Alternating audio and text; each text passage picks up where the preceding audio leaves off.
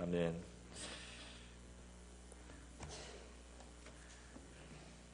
네, 우리 하나님은 긍휼과 자비의 하나님이십니다. 하나님 우리 인생을 굉장히 긍휼히 여기시고 사랑하시는데 독생자를 아끼지 않고 주실 만큼 우리 인생을, 그것도 죄악에 있는, 죄 가운데 있는 우리를 포기하지 아니하시고 은혜와 자비를 베풀어 주셨습니다. 성경에 보면 특별히 하나님께서는 하나님을 경외하는 자들을 불쌍히 여겨주신다, 그렇게 말씀하고 있습니다. 마치 아비가 자식을 긍휼히 여기는 것 같이 하나님께서는 자기를 경외하는 자를 긍휼히 여기신다. 시편 103편에 그렇게 말씀되어 있습니다. 그는 우리의 체질을 아신다 그랬습니다. 우리의 체질이 뭐냐면 먼지뿐임을 기억하신다. 진토임을 기억하신다 그랬습니다. 그 먼지와 진토라는 것은 얼마나 허약한 것입니까? 또 우리 인생에 대해서 성경은 계속해서 반복해서 가르쳐주고 있는데, 그것은 우리 인생이 풀과 같다는 것입니다. 그 날이 풀과 같아서 잠깐 성하는 것 같다가 시드는, 잠깐 지나가는 우리 인생이라는 것입니다. 시편 90편에도 우리 인생이 신속히 날아간다고 그렇게 표현을 했습니다. 여러분, 하나님은 저와 여러분 한 사람 한 사람을 소중히 여겨주신다는 것을 믿으시기 바랍니다. 하나님은 높으시고 위대하시고 크시지만은 한 사람도 함부로 대하지 아니하시고 없인 여기지 않고 소중히 여기신다는 것입니다. 오늘 이 본문 말씀에 보면 하나님께서 선지자 엘리야를 어루만져 주시는 모습, 그리고 그에게 구운 떡과 물을 마시는 그런 장면을 볼 수 있습니다. 천사를 통해서 하나님께서 이 엘리야를 먹이기도 하시고 또 재우기도 하시고 마시게도 하시고, 이렇게 해서 그 엘리야를 힘이 떨어진 엘리야를 회복시키시는 이런 하나님의 모습을 볼 수 있습니다. 제가 젊었을 때 참 은혜를 많이 받은 목사님이 있습니다. 대구 동북의 김덕신 목사님이라고 하는데요. 지금은 이제 소천하셨습니다. 그 목사님이 그 집회를 하실 때 제가 금요일 날 철야에 많이 참석을 해서 은혜를 받았는데, 그 간증 중에 말이죠, 이런 간증을 하셨어요. 그분도 젊었을 때 목사가 되어가지고 시골에서 부흥회를 인도하러 다니는데 겨울에 금식을 해가지고 너무 이제 기력이 떨어진 상태에서 걸어서 먼 길을 가서 꽁꽁 얼어 있는 이제 그런 개울을 지나고 산길을 건너서 그 마을로 가서 말씀을 전하러 가는데, 그만 기운이 없어가지고 그 개울에서 얼어 있는 그 개울 위에서 미끄러져서 넘어졌답니다. 그래서 미끄러져서 넘어졌는데 마침 금식을 많이 해가지고 기운이 없었대요. 근데 미끄러져서 충격을 받고 쿵 하고 넘어져가지고 충격을 받고, 안 그래도 기운이 없는데 한번 넘어지니까 얼마나 기운이 없는지 일어날 수가 없더랍니다. 일어날 기운이 없는 거예요. 그래서 누운 채로 하나님께 도와달라고 그렇게 하고 있었는데, 좀 지나니까 누가 오더래요. 누가 와서 먹으라고 하면서 입에다가 죽을 떠먹여 주더랍니다. 그래서 그 죽을 받아 먹고 나니까 그 사람은 사라졌고 자기는 다시 힘을 얻어가지고 갈 길을 갔다 그랬습니다. 그 겨울에 아무도 없는 곳에 누가 그 사람이 있는 줄 알고 또 그 쓰러진 사람이 있는 줄 알고 따뜻한 죽을 가지고 왔을까요? 참 이상하지 않습니까? 목사님은 엘리야에게 떡을 주신 그 천사를 보내주듯이 하나님께서 자기에게 아마 천사를 보내주신 것이 아닌가 그렇게 생각하는데, 뭐 그럴 수 있다고 생각이 듭니다. 정말 누가 거기에 있는 줄 알고 그렇게 죽을 가지고 와서 먹이겠습니까? 여러분, 엘리야를 도와주시고 지친 엘리야에게 구운 떡을 주시고 마른 또 물을 마시게 하신 그 천사를 보내서 그렇게 그 힘을 도와주신 우리 하나님이 오늘날도 우리 가운데 역사하고 계신 줄 믿습니다.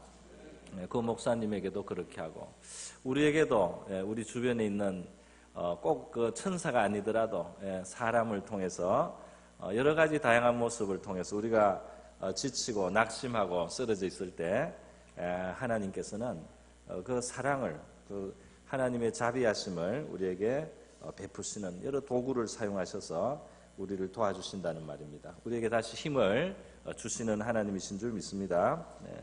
그래서 우리가 예수님을 믿고 하나님 안에 들어온 사람들은 물론 우리가 죄인인 것을 고백을 해야 되고 우리가 죄를 회개해야 되고 죄를 자백할 줄 알아야 되겠지만은 그렇다고 해서 우리가 자기를 죄인이라고 너무 학대를 해서는 안 됩니다. 우리가 자기를 죄인이라고 막 학대하고 되는 대로 포기하고 이래서는 안 되는 겁니다. 진지하게 신앙생활 하는 분들 중에는 간혹 그런 분들이 있습니다. 이 죄를 진지하게 생각하다가 자기를 보면 학대하는데 하나님께서는 우리 한 사람 한 사람을 소중하게 여기신다는 사실을 기억하시기 바랍니다. 죄를 깨닫게 하고 회개시키는 것도 우리 영혼을 소중하게 여기기 때문에 그렇게 하는 겁니다. 이 죄에 대해서 말하고 회개하게 하는 것도 우리를 귀하게 여기기 때문에 우리를 아끼시기 때문에 죄에 대해서 말씀하시고 또 회개하라고 하시는 것이지 죄 때문에 눌려서 또 죄짐에 그 자포자기하는 마음이 되라고 그렇게 하는 게 절대로 아니라는 것을 아시기를 바랍니다. 아들을 아끼지 않고 내어주실 만큼 우리에게 하나님께서는 호의를 가지고 계시고 큰 사랑을 가지고 계신다는 것입니다. 여러분 오늘 이 엘리야는 말이죠. 갈멜산에서 지금 오늘 요 열왕기상 19장에서는 지쳐 있는 엘리야의 모습을 보지만 바로 그 앞장에 보면 엘리야가 대단했습니다. 18장에 보면은 이스라엘 민족을 하나님 앞에 이 북이스라엘 왕국입니다. 북이스라엘 왕국에 있는 우상을 섬기는 왕 아합 왕과 또 그 왕비 이세벨을 대항해서 분연이 일어나서 엘리야는 갈멜산에서 큰 대결을 하고 승리했습니다. 왕과 왕비가 완전히 우상 숭배자가 되니까 온 나라가 우상 숭배자가 되고 여호와를 믿는 그런 선지자들은 잡혀 죽는 그런 상황이 됐습니다.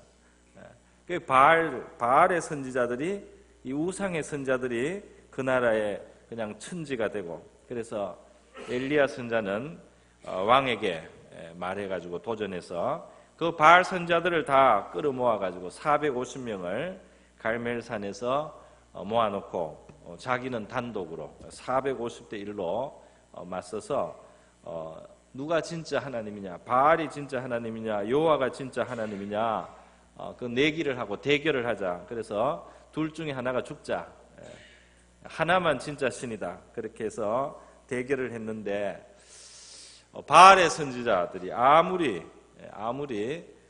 기도를 하고 구슬을 해도 그들의 제단에는 하늘로부터 불이 임하지 않았습니다.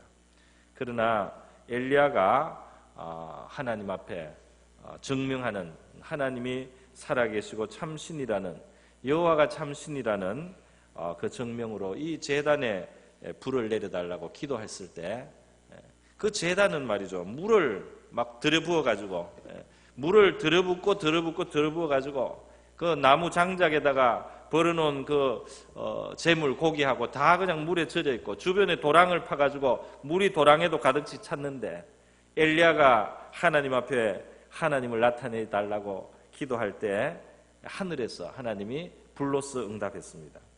그래서 즉시로 이 불이 임해가지고 이 제단에 물을 다 핥아서 태우면서 동시에 재물을 불사르는 놀라운 진짜 기적이 아주 장관이 벌어졌습니다. 그러니까 온 백성들이 모여서 둘러서서 그 장면을 보고 즉시로 꿇어 엎드려서 여호와가 참신이다, 여호와가 참신이다 하고 온 백성들이 갑자기 각성을 하고 깨우친 것입니다. 그리고 그 기세를 몰아서 바알의 선자들을 그 골짜기에서 다 쳐 죽였어요. 그 우상을 그 나라에서 없애는 대승리를 거둔 것입니다. 그 이세벨을 무서워하고 아방의 권세를 무서워해서 여호와의 선자들이 벌벌 떨고 도망다니고 간신히 동굴 속에 숨어서 생명을 부지하는 사람이 있고, 이럴 때 엘리야 선자가 얼마나 담대하게 그것을 맞서서 말이죠, 이렇게 하나님의 능력을 백성들 사이에 나타냈을 때 온 백성들이 정신을 차리고 각성을 하고 여호와가 진짜 신이다, 그리고 바알 선자들을 다 처없애는 그런 종교개혁이 일어난 겁니다. 이 신앙의 회복이 일어난 겁니다. 나라의 신앙이 회복이 되었습니다. 그리고 엘리야는 그동안 자기가 기도해서 하늘 문을 닫았거든요. 그동안 3년 6개월 동안 비가 내리지 않게 했어요. 너무 우상을 섬기니까 선지자가 땅에 고통을 달라고 기도를 한 겁니다. 백성들이 이 정신을 차리게 해달라고, 비를 안 내리게 해달라고 기도를 3년 6개월이나 해가지고 비가 안 내렸었어요. 그런데 이제 백성들이 회개를 하고 하나님이 여호와가 진짜 하나님이다 하고 우상의 선자들을 다 처없애니까 엘리야가 이제는 다시 기도를 해서 그 땅에 비가 내리기 시작하는 겁니다. 비가 임하는데 아주 큰 비가 오고, 엘리야는 비가 내리기 시작할 때부터 왕과 함께 이제 그 갈멜산에서 왕이 있는 수도로 사마리아로 이제 돌아오는데, 성령이 얼마나 충만한지 말이죠. 삼손 이상이에요. 그래가지고 엘리야가 옷을 허리에 묶고는 뛰어가는데 말보다 앞에서 이 병거, 왕이 타고 가는 그 병거보다 앞에서 그 먼 길을 엘리야가 뛰어갔다고 되어 있습니다. 얼마나 성령이 충만한지, 이 능력이 육신으로까지 그렇게 나타났어요. 진짜 초인간적인 그런 능력을 엘리야가 보내고 초인적인 그런 일을 했습니다. 나라를 한순간에 하나님 앞으로 돌아오게 하는 놀라운 역사를 했습니다. 진짜 오늘날 무슨 슈퍼맨이나 슈퍼 크리스찬 같은 그런 이름을 붙인다면 이 엘리야에게 붙일 만합니다. 그런데 여러분,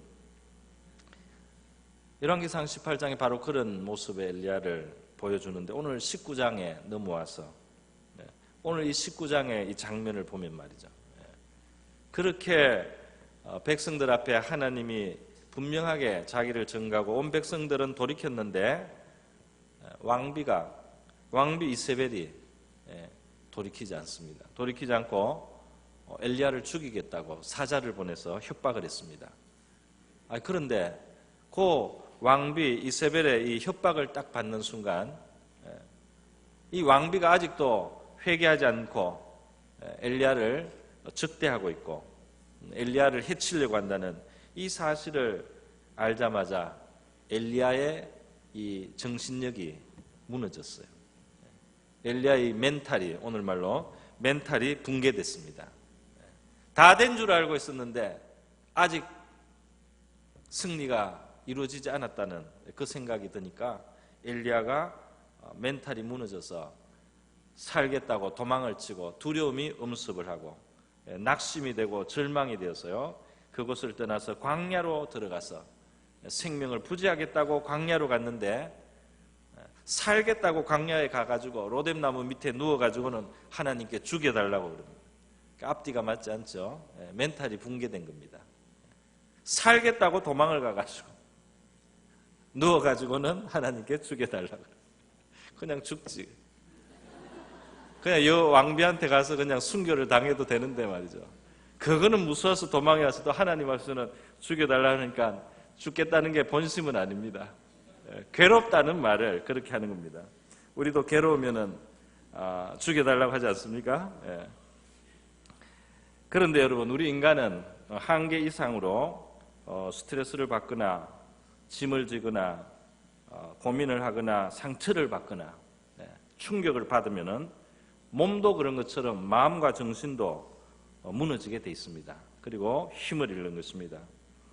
여러분, 이 엘리야가 이렇게 낙심하고 누워가지고 죽여달라고 하는 이 모습을 볼 때 참 인간은 연약한 존재구나, 우리 인생은 정말 연약하다는 것을 우리가 알 수 있습니다. 그렇다고 해서 이 엘리야를 또 우습게 생각하면 안 됩니다. 그 연약한 인생을 우리가 너무 하찮게 봐서도 안 돼. 왜냐하면 이 엘리야가 나중에 불병거 불마를 타고 하늘로 승천합니다. 죽지 않고 하늘나라로 바로 가는, 성경에 나오는 예수님 빼고 두 인물, 에녹이 있고 엘리야, 두 사람 중에 이 엘리야가 들어갑니다. 이렇게 연약하게 보이는 인생도 너무너무 거룩하고 너무너무 영광스럽게 하나님께서 축복하시고 복을 베푸시는 것을 볼 수 있습니다. 또 뒤집어 말하면은 하늘에 올라갈 엘리야인데 그 사람도 이렇게 약한 존재라는 것을 우리가 볼 수 있습니다. 너무너무 최고의 진짜 믿음의 사람이고 최고로 하나님하고 가까운 사람 같아도 그 사람도 이렇게 약할 수 있다는 것을 성경이 우리에게 보여준다는 것입니다. 여러분, 정말 풀과 같은 인생, 사람들이 가지고 있는 힘과 영화와 능력과 아름다움도 그 풀의 꽃과 같이 잠시 있다가 시들어 마르고 지나가고 떨어지고 그 빛을 잃게 되는 것이 우리 인생의 길입니다. 그렇기 때문에 사람은 자기의 힘이나 지식이나 능력이나 미모나 부함이나 무엇이나 자랑하는 것이 하나님 앞에서는 어리석다고 말씀하고 있습니다. 지혜로운 자는 그 지혜를 자랑하지 말라. 용사는 그 용맹을 자랑하지 말라. 부자는 그의 부함을 자랑하지 말라. 베드로는 자기의 충성을 자랑하고 자기의 의리를 자랑했지만은 그 자랑은 헛된 자랑이었습니다. 부끄러운 시간이 왔습니다.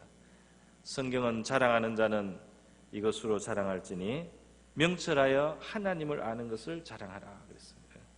예레미야 9장의 말씀입니다. 이 하나님의 사랑을 알고 하나님의 의로우심을 알고 하나님의 진실하심을 아는 것이 참으로 자랑할 만한 것이다. 그렇게 말씀하고 있습니다. 여러분, 그렇기 때문에 엘리야가 보여준 것처럼 우리 인생은 이렇게 약한 존재예요. 그렇기 때문에 우리가 언제나 강할 수는 없지만은 이제 우리에게 필요한 것은 뭐냐 하면 전혀 약하지 않은 그런 사람이 되는 것을 기대하는 것이 아니고 약하여도 다시 힘을 얻고 다시 일어나서 자기의 길을 가고 자기의 사명을 가고 하나님께서 주신 표대를 향해서 묵묵히 걸어갈 수 있는 그런 신앙인이 돼야 되겠습니다. 하나님께서는 새 힘을 주시지 않습니까? 엘리야에게 새 힘을 주시지 않습니까? 엘리야의 낙심한 마음에 새로운 그런 기력을 주셔서 일어나게 하시고 호렙산 하나님의 산에서 다시 세미하게 엘리야에게 말씀해 주시면서 그가 해야 될 일이 있다. 그의 사명이 무엇인지 그가 이제 감당해야 될 일들을 보여주시면서 이 엘리야를 새롭게 해주셨습니다. 여러분, 엘리야가 이렇게 약해진 데는 이유가 있습니다.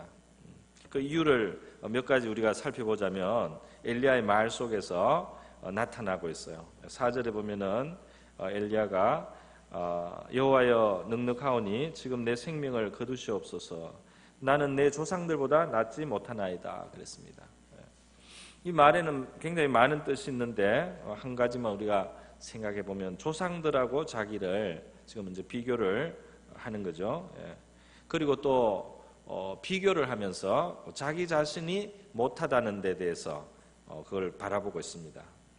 그래서 낙심을 합니다. 그 낙심하는 이유 중에 나는 이거밖에 안 돼 하는 그런 말을 합니다. 나는 저 조상들, 믿음이 좋았던 조상들보다 훨씬 못하다. 나는 이거밖에 안 된다. 자기 자신을 바라보면서 낙심을 하는 것입니다. 그러니까 이 우리를 낙심시키는 것 중에는 이런 잘못된 자세가 있어요. 또 힘을 잃었을 때 우리가 이런 방향으로 마음이 되기가 쉽습니다. 자기를 자꾸 바라보는, 자기가 무능한 걸 보고 자기가 못난 것을 보고 자기가 어리석은 것을 보고 자기가 힘이 없는 것을 보고 무력한 것을 봅니다.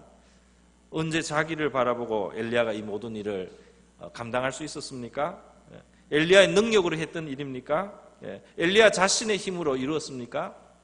뭘 자기를 바라보고 못하다, 뭐 낫다 이런 이야기를 할 필요가 뭐가 있습니까? 그런데 힘을 잃으니까 엘리야가 이 신앙의 자세가 빗나갔어요. 그래서 자기를 봅니다. 바라봐야지 봐야지 볼 것이 없는 자기입니다. 우리 풀과 같은 인생이 뭘 자기를 보고 그렇게 대단히 거기에서 뭘 찾겠습니까? 자기를 괜히 바라보고 있어요. 또 비교를 합니다. 조상들하고 비교하고 믿음의 선진을 비교하고 쓸데없는 비교를 하는 것입니다. 조상은 조상들의 길을 갔고 엘리야는 엘리야의 길을 가고 저와 여러분은 저와 여러분의 길을 가야 되는데 비교하고 이 사람 저 사람을 비교할 필요가 없습니다. 엘리야는 비교하고 자기를 보면서 낙심을 하고 하나님을 바라봐야 될 텐데 자기를 바라보고 있어요. 이사야 40장에는 우리가 힘을 얻으려면 하나님을 바라봐야 된다 그렇게 말씀합니다. 하나님을 바라봐라, 하나님을 앙망하라 그랬습니다. 하나님을 앙망하는 자는 새 힘을 얻을 것이다. 자기를 바라보는 것이 아니고 하나님을 바라보라는 것입니다. 새 힘을 얻는데 독수리의 날개침에 올라감 같은 힘을 얻을 것이다. 다른 박질하여도 곤비치 않고 걸어가도 피곤치 않는 이 힘은 하나님을 바라보는 사람, 하나님을 앙망하는 사람, 시선을 하나님께 고정하는 사람에게 온다고 말씀을 하는 겁니다. 이사야 40장에는 바로 그런 지금 엘리야와 같은 그런 낙심한 사람의 그 고백이 있어요. 하나님이 지금 나를 돌봐주지 않는다. 하나님이 내 사정을 지금 알아주지 않는다.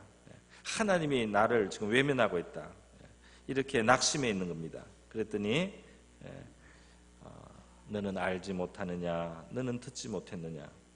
영원하신 하나님 여호와 땅끝까지 창조하신 이는 피곤치 않고 곤비치 않고 명철이 한이 없으시고 피곤한 자에게 능력을 주시고 무능한 자에게 힘을 다해 주신다. 소년이 팔팔한 소년도 피곤하고 곤비하고 힘세고 긍장한 장정도 넘어지며 쓰러질지라도 오직 여호와를 앙망하는 자는 새 힘을 얻으리니 독수리에 날개치며 올라감 같을 것이요 다른 박질하여도 곤비치 아니하겠고 걸어가도 피곤치 아니하리로다. 그렇습니다. 여러분, 그래서 이 엘리야는 자기를 바라보면서 비교하면서 힘을 잃었어요. 또 하나 그가 힘을 잃은 이유가 있는데 그것은 엘리야가 자꾸 입버릇처럼 하는 말이 하나 있습니다. 그거는 뭐냐면 이제 나만 남았다는 말을 자꾸 해요. 이제 나만 남았다 그랬어요. 19장 10절에도 보면은 하나님 앞에서도 엘리야가 주의 선지자들이 다 죽고 오직 나만 남았다 그런 말을 하고 18장 22절에도 보면은 또 자기만 남았다. 여호와의 선지자는 나만 홀로 남았다. 자기만 홀로 남은 게 아닙니다, 사실은. 그런데 나만 남았다고 느끼는 이것은 고립감을 말하는 것입니다. 자기 혼자 이렇게 무거운 짐을 지고 있고 자기 혼자 외톨이고 자기 혼자 있다고 자기 혼자 이런 어려운 일을 당하고 있다. 자기 혼자 지금 이런 힘든 일을 겪고 있다. 이렇게 생각해서 더 외롭고 더 힘든 겁니다. 성경에서는 우리 이 땅을 살아가는 믿음의 형제들이 많은 어려움을 감당하고 있고 너만 당신만 그렇게 어려운 게 아니고 수많은 믿음의 사람들이 어려운 십자가를 지기도 하고 고난의 길을 걷기도 하고 불을 통과하기도 하고 물을 통과하기도 하고 위협을 당하기도 하고 압박을 당하기도 하고 상함을 입기도 하고 병듦을 통과하기도 하고 믿음의 형제들이 많은 환난을 시험을 시련을 통과해 왔다. 통과하고 있다. 이렇게 말하고 있습니다. 나만 이런 어려운 일을 당한다. 나만 이런 까다로운 어려움을 있다. 나만 이렇게 거북하고 힘든 일을 당한다. 나만 이렇게 고통을 당하고 있다. 이렇게 생각한다면 그 생각이 우리를 얼마나 더 힘들게 하겠습니까? 성경에서는 믿음의 많은 형제자매들이 이런 어려움을 감당해 오고 있다. 눈을 열어서 보라. 다른 사람도 그런 어려움을 당하고 있다.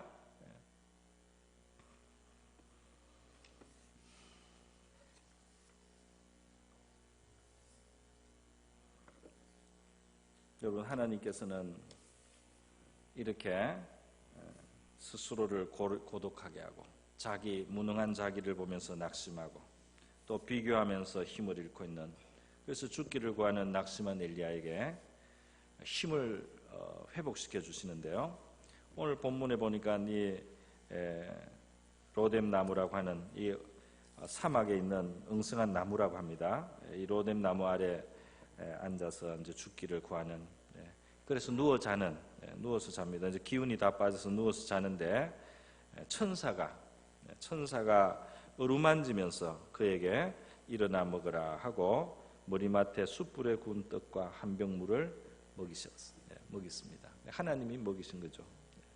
그래서 이 사람은 좀 쉬고 먹고 마시고, 근데 이거 먹고 마시고 또 누웠다고 되어 있습니다. 다시 누웠더니, 그래 한 번에 안 풀려요 이게. 그래서 다시 누웠더니 천사가 또 좀 있다가 재우고 또 와서 어루만지며 이르시되 일어나 먹으라, 내가 갈 길을 다 가지 못할까 하노라. 그래서 또 먹였어요. 두 번 먹고 나니까 이제 기력이 회복됐습니다. 하나님이 그냥 기적으로 띵 하고 그냥 능력을 바로 줘도 될 텐데 아주 평범한 모습으로 떡을 먹게 하고 물을 마시게 해서, 오늘 우리에게 누가 먹을 것을 주고 마실 것을 주고 성도들이 천사가 되어가지고 서로에게 먹을 것을 주고 마실 것을 주면서 낙심한 우리 서로를 일으킬 때, 이것이 하나님이 나를 사랑하시는 증거구나, 하나님께서 나를 돌아보시는구나. 뭐 천사가 따로 있는 게 아닙니다. 나에게 위로를 주고 힘을 주고 나의 힘을 북돋는 모든 성도들이 사실 하나님의 천사인 줄 믿습니다. 우리 평범하게 너무 지친 사람은 쉬어야 되는 겁니다. 쉬고 먹어야 되기도 하고요. 긴 긴장 속에 스트레스를 받고 일했기 때문에 엘리야는 쉼이 필요했습니다. 우리도 이 하나님께서 엘리야를 체력적으로 돌보시지 않습니까? 우리도 우리 자신에 대해서 이 심신을 아끼고 또 돌보는 그런 것도 필요합니다. 지금 엘리야는 무슨 대단한 뭐가 필요한 게 아니고 충분히 먹고 또 자고 몸의 피로를 풀고, 그래서 마음을 다시 힘을 얻는, 그 하나님을 다시 대할 수 있는 기력을 갖고 자기 갈 길을 갈 수 있기 위해서 호렙산에 올라가서 하나님을 다시 만나기 위해서 엘리야는 이 기운이 필요했던 것입니다. 우리 성경에 보면은 예수님께서 제자들에게도 휴식을 취하라고 말씀하신 적이 한 번 있습니다. 마가복음 6장 31절에 보면 제자들이 전도여행을 해가지고 전도여행을 갔다 와서 막 흥분해서 계속 보고를 하고 있으니까 예수님은 이 전도여행의 여독이 제자들에게 있다는 걸 보시고 여기 와서 잠깐 쉬어라고 말씀을 했어요. 그들은 음식을 먹을 겨를도 없었다고 했습니다. 그런데 예수님께서는 제자들이 계속 보고한다고, 신나서 보고한다고 그러고 있으니까 따로 한적한 곳에 가서 잠깐 쉬어라. 그래서 제자들을 데려가신 그런 내용이 마가복음에 나오고 있습니다. 여러분, 하나님께서는 우리에게 자상하게 우리가 힘을 얻도록 도와주시는 분이십니다. 시편 29편 11절에 보면은 여호와께서는 자기 백성에게 힘을 주시며 여호와께서 자기 백성에게 평강의 복을 주시리로다. 저와 여러분이 우리 하나님이 주시는 힘을 잊기를 바랍니다. 또 평강을 우리 하나님은 주십니다. 할렐루야. 저와 여러분의 마음속에 우리를 위해서 아들을 아끼지 아니하신 우리 하나님을 바라보고 그 아들이 우리를 위해서 십자가에 달리심으로 우리의 저주도 청산되었고 우리의 허물과 죄악이 용서되고 그리고 하늘의 소망까지 주셨습니다. 할렐루야. 하늘의 소망을 주셨어요. 이 땅을 가는 동안 우리 시련도 있고 연단도 있고 훈련도 있지만 이 길을 가는 동안에 우리가 그 평강을 얻게 될 줄 믿습니다. 평강을 얻게 하시는 하나님, 평강의 주님께서 여러분과 함께 하시기를 축원드립니다. 우리 다 같이 기도하겠습니다. 이 시간 기도할 때 우리 연약한 인생, 우리 자신을 볼 때는 실망할 것이 많고 우리의 환경에도 강팍한 환경을 볼 때 우리가 낙심할 수 있지만은 하나님은 우리에게 새 힘을 주셔서 우리에게 우리의 걸어가야 할 길을 다가게 하시는 은혜의 하나님이심을 우리가 감사합시다. 항상 우리가 강할 수 있는 자가 아닙니다. 때로는 낙심할 수 있습니다. 이 바닷물이 썰물이 있고 밀물이 있듯이 우리가 연약해질 때가 있을 때 하나님을 힘입어서 다시 강건해지는 저와 여러분 될 수 있기를 우리 하나님 앞에 기도하겠습니다. 하나님 아버지 감사합니다. 오늘 우리 하나님께서 지치고 피곤한 엘리야에게 그가 낙심하고 힘을 잃었을 때 하나님께서는 그에게 이와 같이 아버지여 인내하신 모습으로 천사 통하여 그에게 마시게 하고 또 떡을 먹게 하고 그를 재우고 그를 깨워서 하나님 아버지 그를 소승시켜 주셨습니다. 오늘 아버지 이 자리에 나온 주의 백성들, 주의 사랑하시는 자녀들 마음속에 상한 것 있으면 우리 하나님께서 아버지여 싸매어 주시기를 원합니다. 줄인 심령은 먹여주시기를 원합니다. 곤비한 심령에 새 힘을 주시기를 원합니다. 하나님은 오늘도 살아계시고 엘리야의 시대에 살아계신 하나님, 오늘도 살아계신 줄 믿습니다. 우리 하나님의 일을 행하고 우리에게 하나님의 은혜와 사랑을 베푸는 주의 천사들 아버지여 일하고 있는 줄 믿습니다. 하나님께서 여러 방편 여러 통로를 통하여 우리에게 위로를 주시고 또 격려를 주심을 감사합니다. 하나님의 온 사랑이 교회 속에 우리 성도들 속에 골고루 다 전달될 수 있게 하여 주시옵시고 하나님의 낙심한 사람 믿음으로 아버지 일어날 수 있게 하여 주시고 여호와를 앙망하게 하여 주시옵소서. 내가 내 조상보다 낫지 못합니다. 내가 저 사람보다 낫지 못합니다. 나는 쓸모가 없습니다. 나는 보잘것이 없습니다. 하나님이여 낙심하는 엘리야의 고백을 우리 입에서 거두게 하여 주시옵시고 하나님께서 우리를 사랑하시고 소중히 여기신다는 사실을 기억하게 도와주시옵소서. 우리가 죄인 되었을 때 그 아들을 아끼지 않고 내어주신 하나님께서 오늘날 아버지여 그리스도 예수 안에 들어와서 믿음으로 살고자 하는 우리를 얼마나 아끼시고 사랑하시는지 하나님이여 우리가 잊지 않게 도와주시기를 원합니다. 우리 혼자 남았다고 하나님이여 푸념하지 않게 하시고 하나님이여 많은 이 고난과 환난을 통과하는 하나님의 백성들 있고 아버지 믿음으로 승리하는 주의 백성들 아버지 주의 그러한 종들이 있음을 기억하게 도와주시고 하나님 아버지 용기를 내게 하여 주시고 우리의 소명을 다 이루게 하시고 우리의 달려갈 길을 다 가게 하여 주시옵소서. 엘리야가 위대한 일을 이루었고 또 아버지여 남아있는 귀한 일이 있었음에도 불구하고 자신이 너무나 초라하고 너무나 무력하고 너무나 쓸모없이 아버지 그렇게 보여진 이 순간이 있었습니다. 하나님 아버지 우리 연약한 인생의 모습을 다 보여주시고 이러한 우리 인생을 동행해 주시고 힘을 북돋아 주시고 붙들어 주시는 고마우신 하나님을 우리가 바라보게 하시니 감사합니다. 한 사람 한 사람 우리 성도들 오늘 이 시간 우리 하나님이 만져주시고 그 인자하심이 우리의 마음을 감싸 주시옵소서. 그 피곤한 마음에 힘을 주시고 지치지 않는 아버지 힘을 주시옵소서. 하나님이여 쉼을 주시고 양식을 주시고 하나님이여 공급해 주시기를 원합니다. 감사합니다. 아버지 고마우신 하나님 아버지 감사합니다. 우리 연약한 인생은 우리의 갈 길을 달려가는 중에 때때로 낙심하며 또 실망하고 힘을 잃고 피곤하며 지칠 때가 있지만은 우리 하나님께서 우리를 붙들어 주시고 우리 한 사람 한 사람을 소중히 여겨주시고 또 우리를 위하여 떡을 베푸시며 또 물을 마시게 하시고 우리를 쉬게 하셔서 새 힘 주시는 하나님이심을 감사드립니다. 하나님 우리 자신을 바라보지 않고 주님을 바라보게 하여 주시옵소서. 고난과 시련과 환난을 이기며 승리하는 주의 백성들을 바라볼 수 있도록 도와주시고 나만 무거운 짐을 지고 나만 남았다고 하며 나를 바라보고 무능한 나를 보고 낙심하는 말을 우리 입에서 거두게 하여 주시옵소서.